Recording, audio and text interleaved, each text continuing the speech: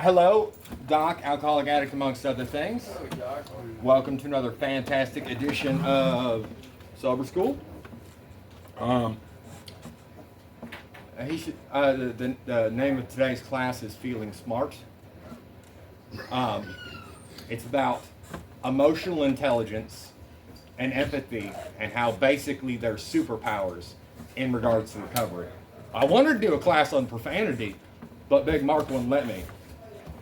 No. Well, watch your mouth. All right. Well, because really, I run into this a lot. Like, a lot of people, especially like people coming here from prison, what have you, they look at like talking about feelings as they're not super about it. They look at a lot of people talking about feelings as like makes you weak or something like it's something to be avoided. And a lot of people who aren't coming from prison or haven't been clean for a while, one of the things that we really struggle with is our feelings start to come back. The feelings we've been avoiding for so long and just circumventing or numbing or ignoring by getting high or drunk rather than feeling what we're feeling. And once we stop doing that, one of the initial struggles we deal with is those feelings start to come back. Like, it was almost about like maybe 18 months ago, allegedly I blew my hands up over on side 2.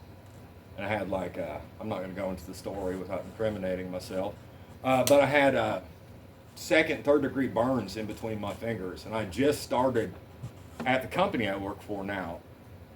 And I'll tell you, it was uncomfortable. And I always look for ways to tie in what I'm going through in life with recovery. And early recovery is a lot like blowing your hands up. Based on my research, at least. Well, at first, you're just numb. You're shocked. You cannot perceive all the damage that has been done because your brain can only process so much. And you're just kind of numb. And I know me personally, when I first got sober, was kind of numb to it all. And then it started to reach this point where I started to get be able to perceive what was going on and all the damage I'd done, and it was really, really painful. It made it hard to do anything.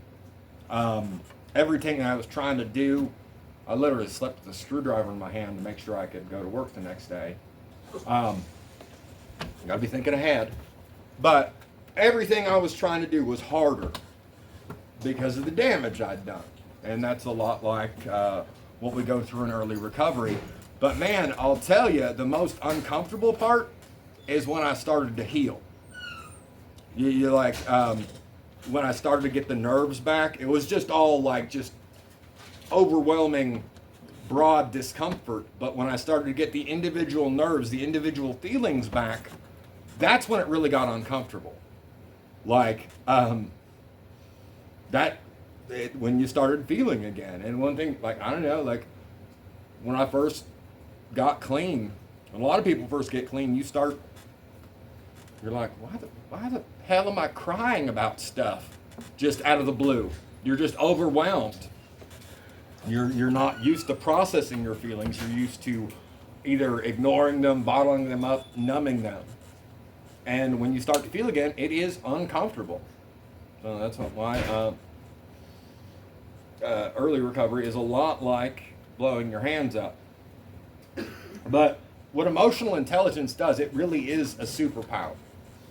Like it is not a weakness. It's not being I'm sensitive. I am sensitive, but that's why stuff doesn't bother me, because I have a greater understanding of my own emotions and what I have going on, and it helps me understand when I see it in others. Like I don't I like that little meme over there. I don't get mad at people so much anymore because I just see the spiritual sickness.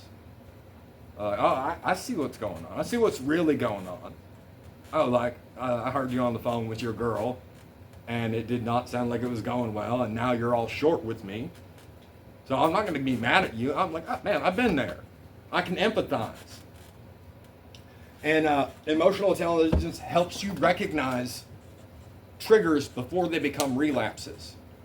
This understanding of what's really going on. Recovery often begins with learning to identify emotions before they overwhelm us, not afterwards. Like, it's real easy. Oh man, I got into a fight, and then I got pissed off, and then broke some stuff, and then drank Captain Morgan about it, or did God knows what else. Emotional intelligence allows us to recognize anger, fear, loneliness, boredom, and resentment early enough to respond in a healthy way, rather than acting impulsively. It goes a lot to when you're doing your step 4 and understanding what's really going on, why things really bother us, and our part in it. Because feelings really are, they're information, not instructions. Like even pain. A lot of people like try and avoid pain. Like I've got fake teeth, and I did 22 extractions in one sitting, like 20 surgical, where they cut into the gum and had to stitch me up. It was not pleasant, and I didn't like. I struggled with it. I'm like, man, should I even take anything? And I ended up not opting for that. I don't know if I'd recommend that, but I'm gonna feel it. You know, like I might go out in the winter and stuff. Maybe a little bit. I could have bundled up a little bit more, but as long as it's not, or it's a point I'm not gonna go out like a wife beater or something. But if it's cold, I'm gonna feel it. That's information. Like when I work and my muscles are sore, you know what I usually do? It's like, say my legs are sore. I was hauling like stackable washers and dryers upstairs all day. Normally, okay, my muscles hurt. That's information. I'm not gonna drink about it. I'm not gonna get high about it. I'm not even gonna take aspirin about it. I'll probably go to the gym and do fucking legs because I got a fucking head start and get that's information. That's where I need to get stronger. If it hurts there, that's an area for improvement. If my legs were strong enough to do what I was doing, they wouldn't hurt. But since my legs hurt, okay, sounds like a good time for leg day. And I got a head start and getting a pump on. Like, a person with emotional intelligence understands that emotions are valuable signals. Like, we spend so long just avoiding processing this stuff and realizing what's going on. And when we start to and get a handle on it, like, it's like the world is laid bare before you. You really understand I see what's going on. You're tired because I know you worked last night. You just got into a fight with your girlfriend. You're hungry. He's just grumpy. But I don't get mad at you because I know exactly what's going on. I know what the reasons are. But they don't. And it's valuable information, but it does not have to dictate behavior. If just because I get a hangry, my blood sugar gets low, it's a little bit hangry, and but it doesn't have to dictate my behavior. I recognize, oh man, I'm a little bit hangry right now. I got a jar of peanut butter in the truck for that. Excuse me. It doesn't mean just because you feel angry doesn't mean you have to lash out. Just because you feel anxious doesn't mean you must escape through substances or alcohol. You start to process why am I so anxious right now? And when you get to the root of it, when you get to the primary emotions, when you get to what's really, why am I so anxious? Oh man, it's because I've got stuff I need to do that I'm not doing. Okay, then now I can embrace the suck and create a list of what that stuff is and do it, and I'm not anxious anymore. Also, I get a lot more accomplished. And empathy reduces the isolation addiction thrives on. Like what a lot of people will say, what's the opposite of addiction? Connection. There we go. And it's true. We isolate, even when we're hanging out with a bunch of people, getting high or drunk, we're isolated. We're not really connecting with people. We're just getting high around them or getting drunk around them, or like, and even feel like sometimes in the thick of it, oh man, I love you. You don't even know them. And they don't really know you. Yeah, maybe you do love them. I'm not going to judge. It's Pride Month after all. But empathy helps truly connect with others by understanding their experiences and their struggles. It allows us to realize that we're not alone. Recovery becomes a shared journey rather than a solitary battle, because this is a we program. It's not a me program. Like the sooner we get to that point where we realize that we're all in this together, the sooner our recovery is going to progress.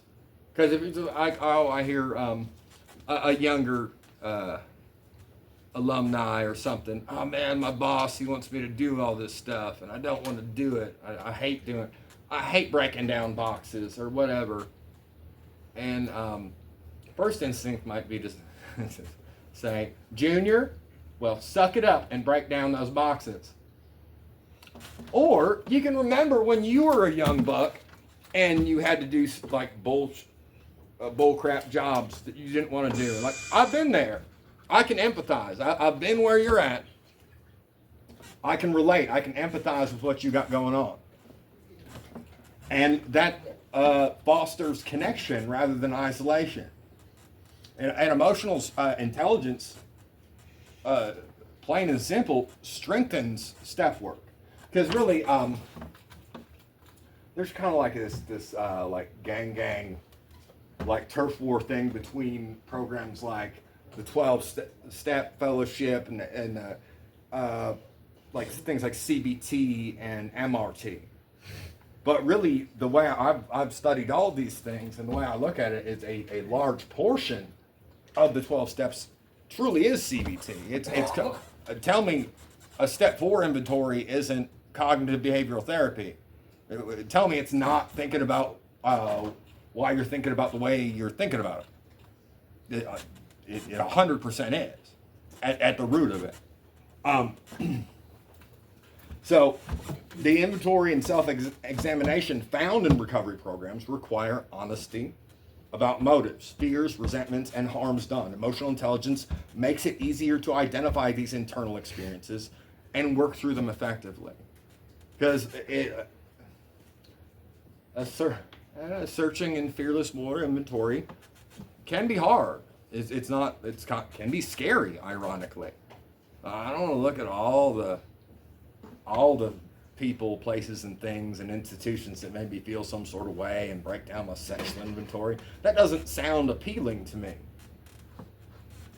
But until we do it and break it down and understand why it made us feel some sort of way, that we can truly understand it and get the power away from it. And figure out our part of it so we don't be a part of it anymore. And empathy is one of the big key things to help repair damaged relationships and the wreckage of our past.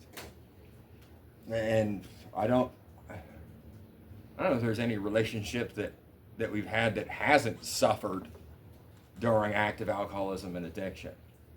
I don't know, like at least from a stress cortisol level. Even if you didn't like actively screw somebody over, them worrying about you was not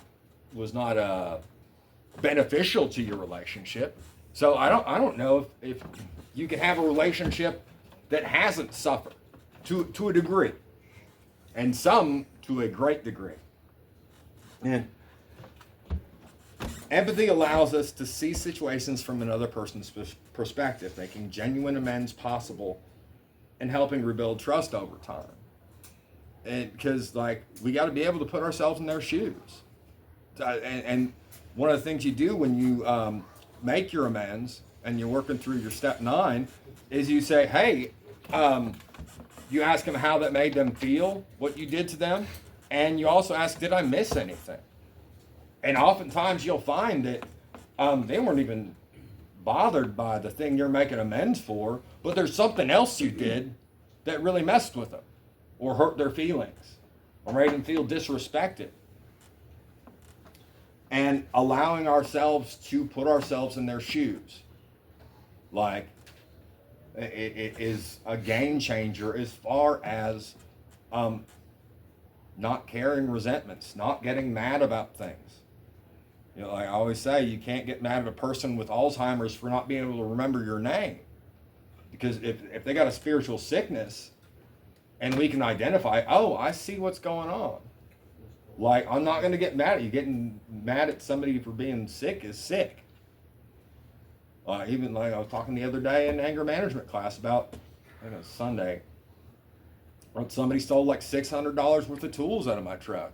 I felt bad for them because they're still in it.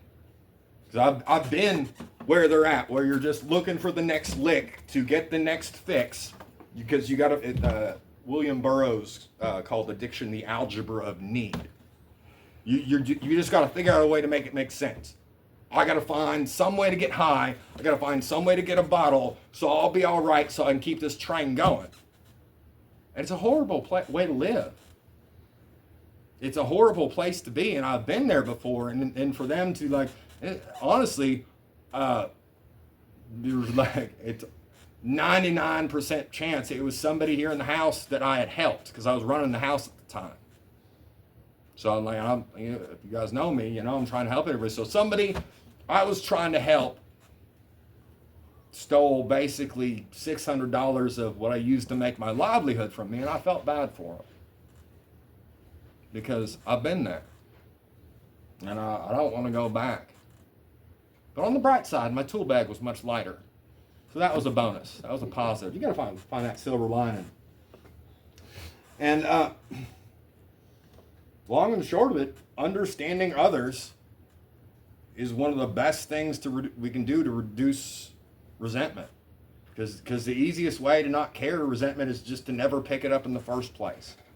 If we understand what's really going on, we can catch ourselves.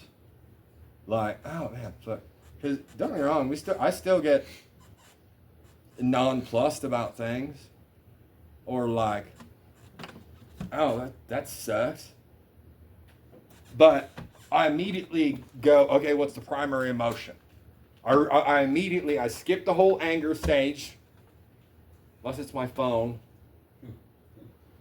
And I pretty much go straight to, okay, what's really going on? And avoid wasting a lot of energy and embarrassment and time being mad about something that probably has nothing to do with me, or that I have no control over, and it's pointless. Like, it's not going to change anything, so why am I wasting time and energy focusing on it? Like resentment is often fueled by little more than assumptions about other people's intentions. I was like, man, why would you fuck me over like this? Like, the first thing I do is, okay, how could I assess myself? I do continue to take personal inventory. I ask the question, how could I be looking at this wrong? Like, we are so quick to judge and prejudge and like, oh man, you fucked me over. And maybe, honestly, if we really think about it, maybe they're trying to help us. Or maybe the way they were acting had absolutely nothing to do with us. Yet we're feeling some sort of way about it. How ridiculous is that? Like if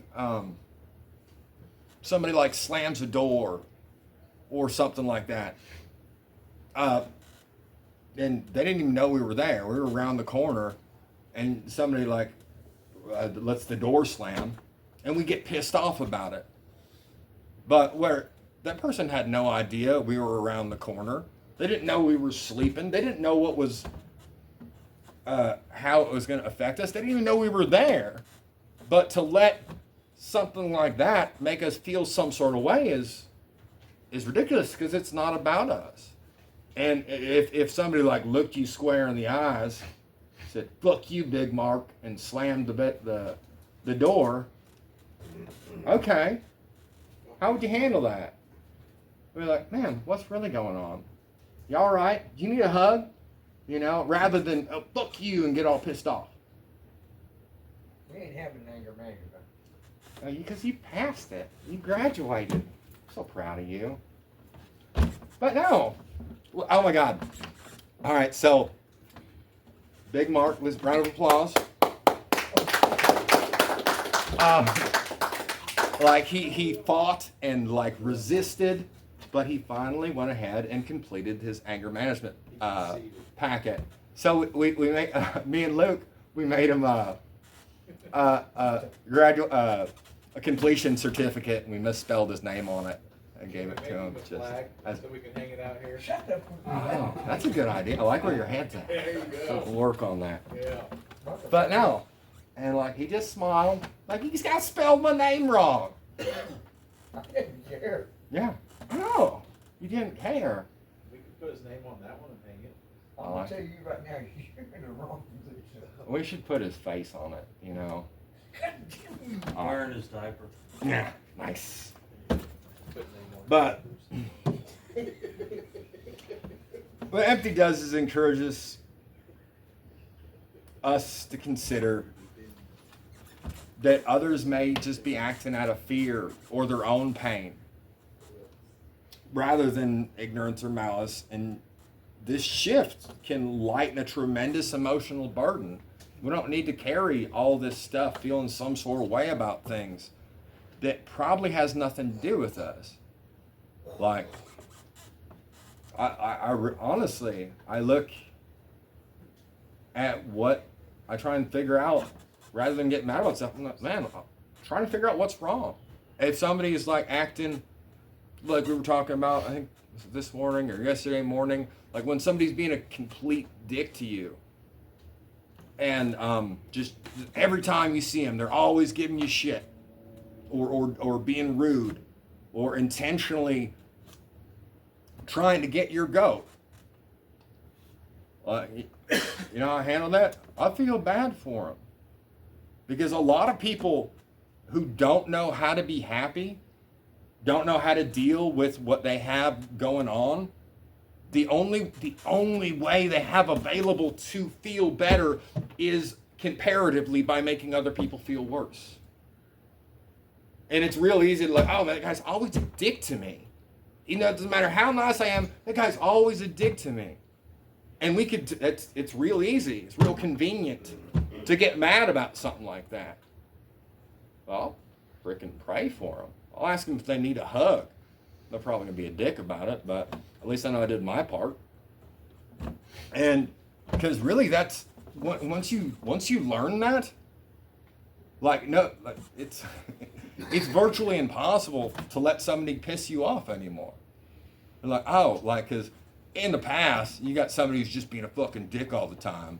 I got something for you, you know, or I'm gonna be a dick back, or I'm gonna be a bigger dick. I'm gonna be even more rude, and I'm gonna show you what being a dick is all about. But why? Why waste the time and the energy to try and make a person who feels horrible feel worse? When maybe there's something you could do to make them feel better, and if that is in fact true, that usually makes you feel better. Usually an opportunity, like, man, like you can bring up, hey man, like you all right? Like that question can break some people who aren't all right. Is everything okay? Everything all right at home? Because a lot of times, almost invariably, the answer is no, and nobody's thought to ask them that. Like, and they could totally tell you to screw off, or just continue to be rude. But what if they didn't? What if they're really not all right? That person who's been horrible and been a dick to you and trying to get your goat every day at work. What if they're just like, they just found out they're dog has cancer, or there's have genital herpes, or like they've got something really going on, like something that's weighing on their heart, and that's the reason behind it. And you just sat there being pissed off this whole time. When if you just ask, hey man, you okay? And they could totally still tell you to continue to be a dick. But I know I did the next right thing. I at least reached out. And I've literally had it happen. Like, man, you all right? Book you. Like, and then later on the day, man, I'm sorry I lashed out at you. I got just been fighting with the girl and stuff. And the person really needed to talk. And nobody, because we put up these walls, we don't want to feel what we're really feeling, so we lash out and we drink and we use about it. And we put up these walls and do anything possible to avoid dealing with what we're needing to deal with. And man, you just need somebody to connect, somebody to reach out, like say, hey, you okay? You good? Everything all right at work? Everything all right at home?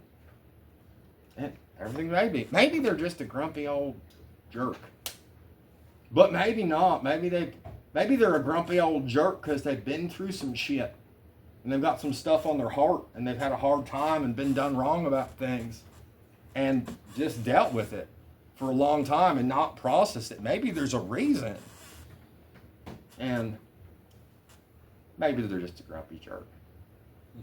But we never know unless we reach out. Like, and this emotional intelligence and asking questions improves communication. Like, recovery requires asking for help. That's why we're here. Every single person in this room filled out an application. I got it in writing. Everybody here asked for help. And proud of you for it. It also requires setting boundaries, expressing needs, and resolving conflicts. Emotional intelligence helps us communicate clearly instead of bottling emotions or exploding when pressure builds, rather than drinking about it, rather than getting high about it. Process through it. And we don't have to. We can feel it. It's okay to feel stuff.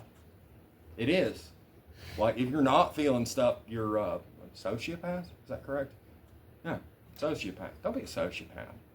There's plenty of those in the government. We don't need more of them. It's saturated. It's a renewable resource. So keep making more. But and another thing empathy does is create a spirit of service. Cause when I did my step 5 with my sponsor, he identified my defects of character as he saw them, based on what I put in my notebook and the sheets for my searching and fearless moral inventory. And that is, I have a tendency to solve problems with violence. Check. I'm self-deprecating. I make fun of myself. Check. Because I had a speech impediment, a stutter growing up, and I'm on the spectrum. So I got good at making fun of myself before you could. And it's effective as a defense mechanism, but it's created some very unhealthy wiring in my brain doing it for my entire life. Where my first instinct is to put myself down. And it's great to have the emotional intelligence to recognize that, but my main one is overly sympathetic. And you're like, well, how is being sympathetic a defect of character? I thought being sympathetic was a good thing. Well, see, I'm overly sympathetic. I will give you the shirt off my back, and you my shoes, and you my pants, and him my boxers, and then I'm without. I care too much, and it's because I just want to be cared about. I've come to understand that I just want to be loved and respected and valued. And I do these things and care. Well, I try and extra care about everybody else in hopes to pray, the hope beyond hope, to pray that maybe somebody will return a fraction to me. Maybe if I care super hard about everybody else in the world, maybe somebody will give half a rat's ass about me. And People pleasing is great if you're the people being pleased, but we need to remember that everyone in this room is also a people. We need to understand what's really going on and give. You can care about everybody else as long as you give yourself an equal, perhaps even slightly greater consideration. And that was a game changer for me. And it only took me 45 years to figure that out. Because one of the greatest gifts in recovery is helping others. Empathy allows us to listen without judgment, offer support because we've experienced and suffered ourselves. Service becomes more meaningful when it's rooted in understanding. Sure, you can go like work the surf center desk every day out of obligation. I'm just picking on him now because he's a grumpy old man, but I love him. So, but he really cares. He takes that service commitment seriously. Now, I want to focus on you.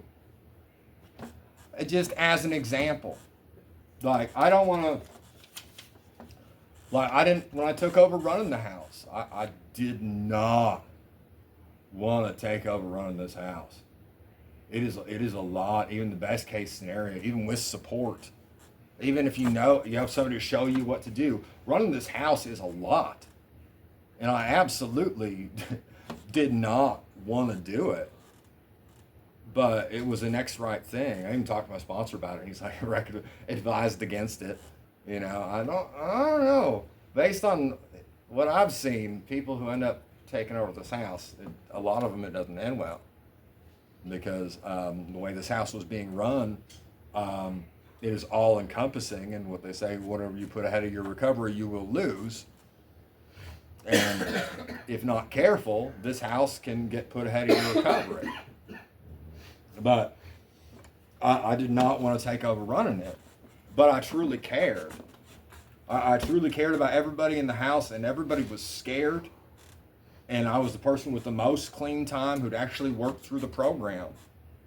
And I felt like I did it not because I wanted power or wanted to seem cool. I'm like, man, I want everybody to know it's okay. I felt I had a moral responsibility to step up and do the next right thing. Even though I didn't want to do it, even though it was not comfortable or pleasant, even though I had to like shim the medication lockers for the first week until I found a key. But get it done by any means necessary. But service is a lot more meaningful when you're doing it for the right reasons. And another thing, emotional intelligence builds resilience. Like life on life terms continues to happen in recovery. Even though we're clean now and we're doing the next right thing and we're working our program and we got jobs, this program does not, the manageability this program affords us is not a guarantee that everything's going to be great. Everything's going to be hunky-dory. Everything's going to break our way. Everything's going to be easy now. Nothing hard's going to happen. It's not it. The manageability this program affords us is it allows us to manage our expectations and our reactions. But you're still going to have disappointments, losses, and setbacks. It's inevitable. But through emotional intelligence and through working this program, it helps us process these difficult emotions. I've gotten some bad news that normally I would go off the rails about. I've had some bad breakups since I've been out. But with like people I really cared about. And it sucked. And normally, historically, I would go get fucked up about it. But instead, I processed it. And processing these difficult emotions without becoming overwhelmed by them makes us more resilient in the face of adversity. I don't think there's anything. I don't think there's anything I can't handle. And if I'm worried about it, I'm not have the emotional maturity to ask for help and not try and be strong and do everything on my own. If I need help, I will ask for it. But stuff like before, man, even like I was clean and sober for like 10 years. And a lot of it had I had legal assistance in that respect, you know, and I had owned my own home, and I had a car and money and a salary position at a multi-million-dollar hotel, but I was still miserable. I was still sad. I was still scared. I was so scared to open my mail. I ended up losing what's now like a $275,000 house over $900 in property taxes. So I was too scared to open my mail. And like now, I get hit with these big walloping, I think I'm doing good, and then something big and horrible will happen, or something messed up will happen, and I'm just, okay, what's the next right thing? What's really going on? Where do I go from here? And it doesn't, I'm not fazed. I still feel it, but I'm processing my emotions in real time, and it never gets to the point where stuff gets bottled up. I never get overwhelmed because I'm trying to avoid feeling stuff or trying to avoid process or thinking about it. I just embrace the suck and handle it, doing the next right thing. And because that's one of the things emotional intelligence really encourages self-compassion. Many people in recovery, we carry shame, we carry guilt, we carry regret. Emotional intelligence helps distinguish between healthy accountability, okay, I did something wrong, I need to put it right, and destructive self-condemnation. Self-compassion allows growth without getting trapped in shame. Yeah, we've done some shitball stuff. 100%. Okay? Make a list of it. If you can put it right without causing harm, make efforts to put it right. They can still tell you to fuck off, but at least you know your side of the street's clean. Because empathy helps us see the humanity in everyone, like good and the bad. Like recovery teaches that people are often fighting battles we cannot see. Like if somebody's being a dick or lashing out, there's 100% something else going on. Unless they're a sociopath. Or something else has happened. Like,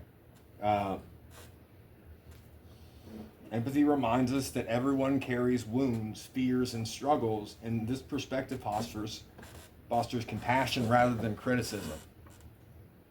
It's real easy to point fingers and cast aspersions and be critical of people. What's harder, but arguably far more worthwhile is, okay, recognizing that spiritual sickness, even in everybody. I work downtown a lot, and I see a lot of people that are still in it, and I'm like, man, it's a good reminder. Sometimes those reminders, like, man, seeing somebody who's still in the thick of it, it's one of those things that definitely helps me stay clean. Like, I don't want to go back. I want to keep going forward. Empathy and emotional intelligence turn pain into purpose. Because if we've had horrible stuff happen to us. And it's real easy just to be hurt by it. It's real easy to bottle it up and try and avoid feeling it and just either exploding or eating ourselves up inside about it, or getting high or drunk about it. Many people were discovered that the very experiences that once caused suffering became tools for helping others. I've been through a lot of horrible stuff. Like some really horrible stuff. Anybody who's been to enough of my classes has probably heard some messed up stuff that's happened to me. And if I just leave it at that, oh man, some horrible stuff happened. But if I can use the horrible stuff that's happened to me and the ways things haven't broke my way to help others deal with their horrible stuff or avoid making mistakes, then that horrible stuff it's truly a blessing. Salty blessing most of the time. But if you don't use it to help others, if you don't use it to get better, then it's just horrible stuff. But if you use it to your purpose, it's not just shitty things that's happened to you. It's amazing tools that can help other people who had shitty things happen to them. And a common misconception is that strength means being tough, detached, and emotionally guarded. In reality, one of the greatest strengths in recovery is the courage to understand feelings, connect with people, respond with compassion. Emotional intelligence and empathy do not make us weak. Like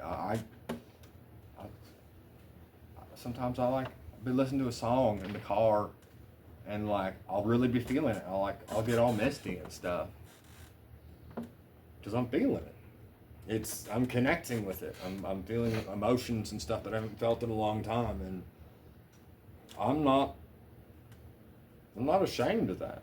I'm feeling it. I'm feeling it.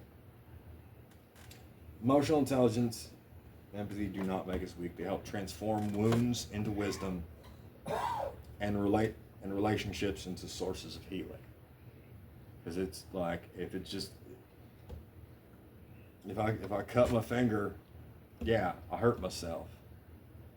But if I can use this cut on my finger to help you not cut your finger, or my skinned knee to help you not skin your knee, the fact that I've been to prison help you not go to prison, then all of these horrible things were truly worthwhile. And having the emotional intelligence to realize it truly is a superpower. That's all I got. Thanks, Doc. Thanks, Doc.